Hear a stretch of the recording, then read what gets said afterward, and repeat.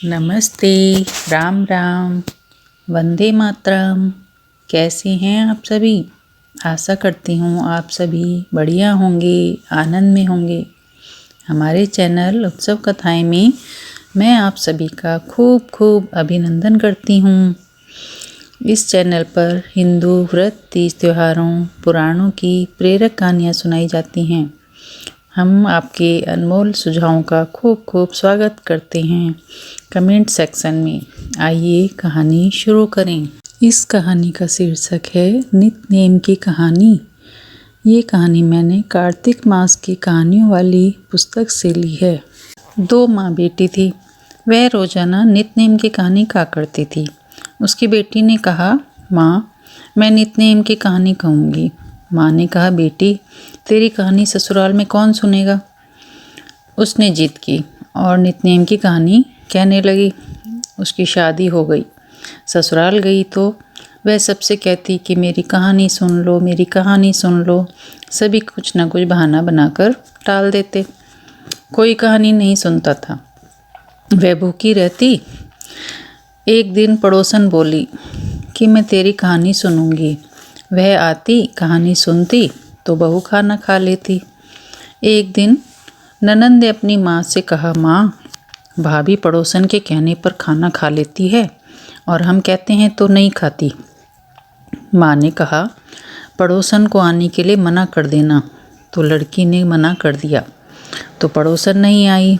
अब बहू बेचारी कि कोई कहानी नहीं सुनता तो वह भूखी रहती। ससुर ने पूछा, बहू कैसी है?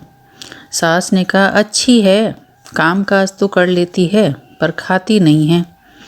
ससुर ने कहा कि बड़े घर की बेटी है, काम करके थक जाती होगी, इससे काम मत कराया करो। लेकिन उसने फिर भी खाना नहीं खाया। धर्मराज का आसन डोल उठा कि इस नगरी में ऐसा कौन है जो भोजन नहीं करता, उसे बुलाओ। स्वर्ग से विमान आया तो सास बोली, मैं चलूं?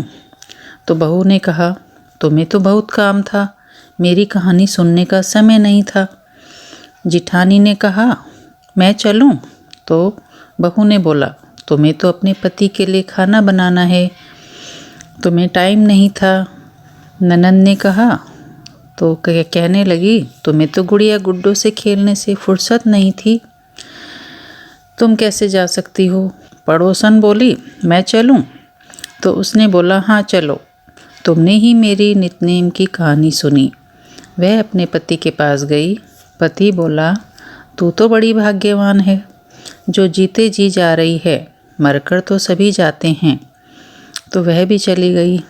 इस कहानी से हमें यह शिक्षा मिलती है कि हमें कुछ पाने के लिए कुछ खोना भी पड़ता है। आशा करती हूँ आप सभी को ये कहानी पसंद आई होगी। तो हमें ज़रूर बताइएगा कि आपको आज की ये कहानी कैसी लगी। अगर कहानी अच्छी लगी हो तो कृपया चैनल को अपना स्नेह दीजिएगा। चैनल को ज़्यादा से ज़्यादा सब्सक्राइब जरूर से करिए और पास ही में बेल आइकॉन को क्लिक कर दीजिए, जिससे आने वाली वीडियोस की नोटिफिकेशन समय समय पर आपको प्राप्त होती रहे। तो फिर मिलेंगे नई वीडियो में किसी नई कहानी के साथ। तब तक के लिए राधे राधे।